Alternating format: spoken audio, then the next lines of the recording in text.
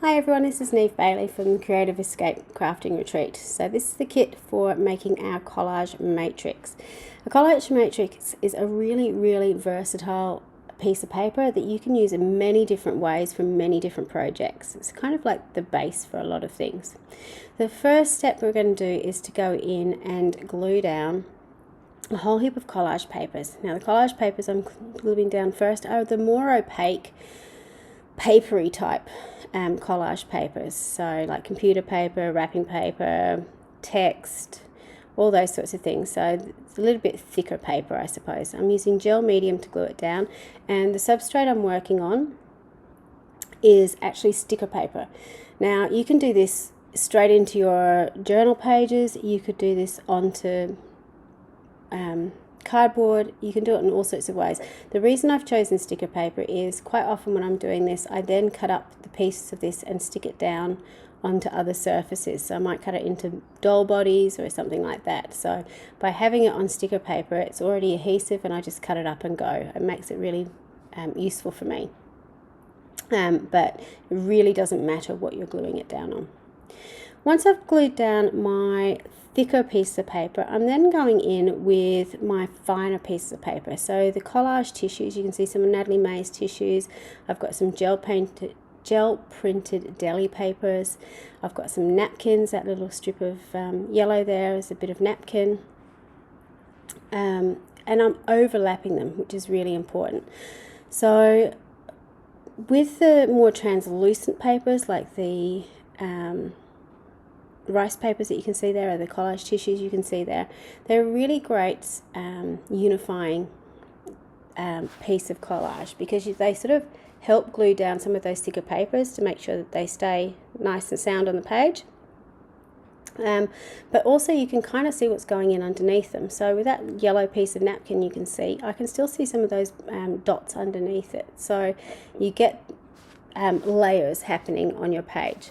Now you can add as much or as little collage as you fancy, and as you can see from what I'm doing here, it really doesn't matter about the colors that you're using, if they're really clashing or if it doesn't work together, because by the time we're finished it's all going to be blended together in some way, shape or form and sort of work. We've got a few different layers to do on this, so don't worry if you've got a bright pink piece and then you've got a, you know, ridiculously red piece and then you've got a orange piece next to each other. It's all fine, it'll all work in the end. Once you've glued everything down, it's nice and secure. You'll notice when I was gluing, I had layers of glue underneath and over the top, just to make sure that everything's nice and secure on the page. I'm just going in and drying that layer. One of the reasons is this is a really good way to see everything's glued down, and two, it just helps for my next addition on the page.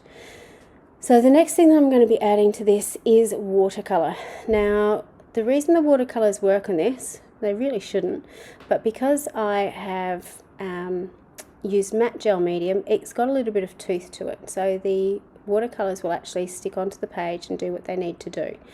If you don't have access to watercolors, you can certainly use acrylic paints. I would just water them down. You want this to be quite translucent so you can actually see all that collage that you've got happening underneath. So now I'm just going to go in and add some colors. When I'm doing these things, like it to be bright and ridiculous and all over the place. You can obviously be a little bit more careful and plan your colors a little bit more, but I quite like the fact that I can cut into this and get lots of different colors in one piece. That's what appeals to me.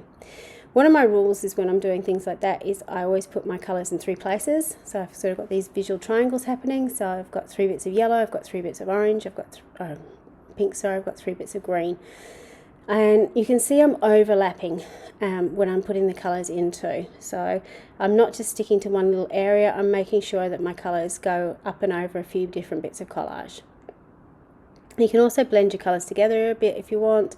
Really doesn't matter how you go with it. Just have fun and just add colour where you fancy. So you can kind of see now that I've got this coloured piece of paper. The collage is still there, you can still see the patterns underneath, but now the colour is sort of blending it together a little bit more. And that's what we want. So it doesn't matter about the colours I've used in the background. You can see it doesn't matter. I had yellow and blues and so on in the background. The watercolour's kind of taken that over.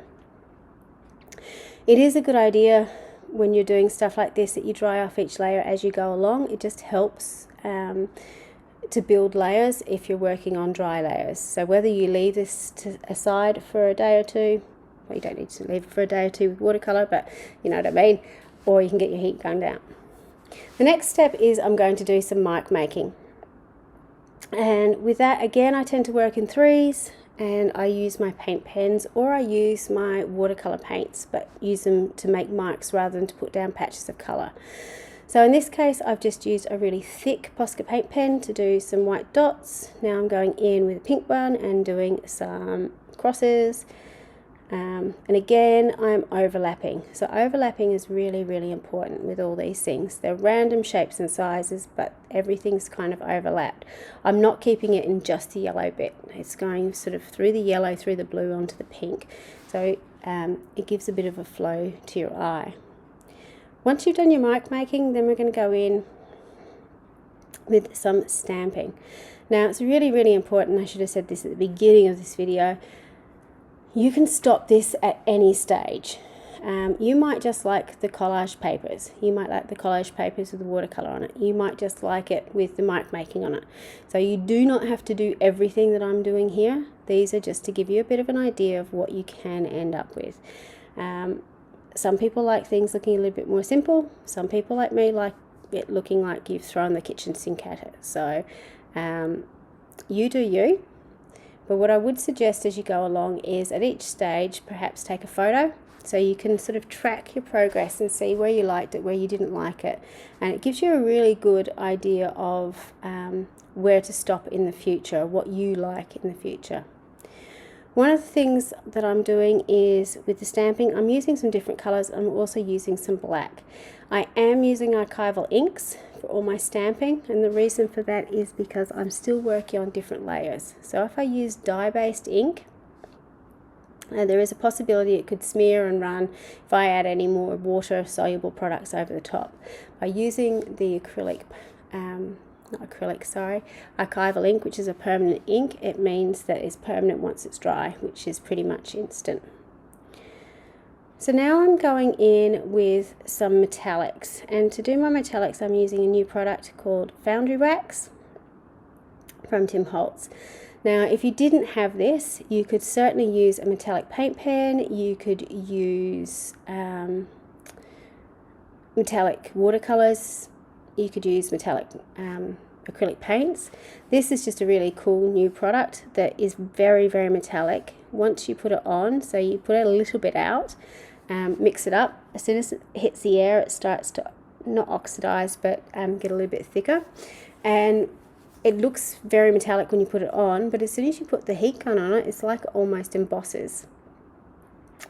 What's happening is the gold leaf that's in it is coming to the surface, so you get this really true metallic shine. So you can see already by putting that over the top that I've got a cool new effect on my page. So when you're adding in your layers, think about putting in a metallic layer.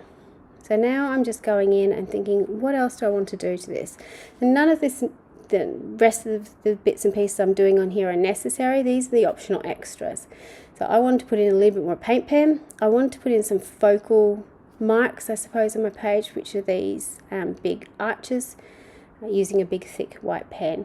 Usually the last few marks I do on my page tend to be blacks and whites, just to balance off the page a little bit, and to give your eyes something to rest on. And sometimes I'll do what I'm doing now is put some white down and then put some black over the top just to pull it back a little bit, so you can balance things out. Now the great thing about these Collage Matrixes is you can use them in any way, shape or form. You can use them in any direction. You can use small bits out of them, you can use them as a whole sheet, and that's again why I really like having the sticker paper. So this is a close-up, so you can see the layers of collage, of paint pen, of stamping, the Foundry Wax on top with that beautiful metallic shine. This is the entire sheet in one piece that you can see, and then I've actually used this to cover a journal that I've got. So I've used it to cover the front of a journal. I've stuck a focal image over the top, so it's a really quick and easy way. If you've got a junk journal you want to put a cover on, or if you say had a background for a stamp or for a card that you want to do, you can cut this up. So there's the front of the journal. Really easy. Get your die cut machine out, cut shapes out of it using it that way too. So I hope you enjoy making your collage matrix. There'll be plenty more projects in class as well that you can see how I've used the matrix in lots of different ways. Thank you so much for watching. Until next time, bye for now.